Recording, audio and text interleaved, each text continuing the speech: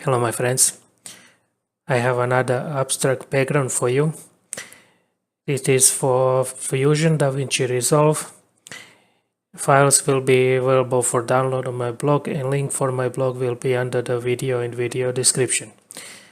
I will show you now an example and how to use it. Let's get to it. Alright, once you open the Fusion, go on FX Library, Templates and folder where you extracted the file. Drag and drop abstract background number 5, connect to the media out, press number 2 on the keyboard for media out and you will get the background. So let me show you now when I ungroup what's going on here.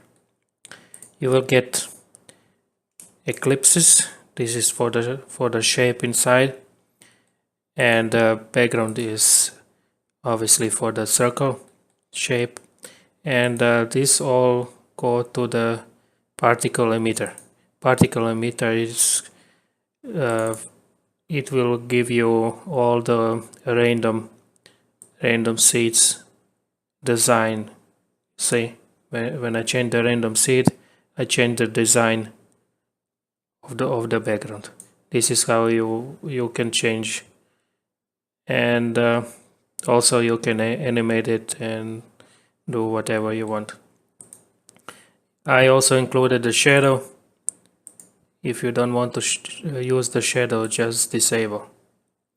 And the background is just a gradient, and obviously you can change the background too. Just something like this, solid or gradient, and something like that. Like this is this one look fine. Yeah, this one ended up very cool.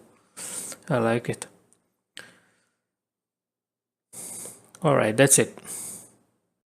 Okay, thank you for watching.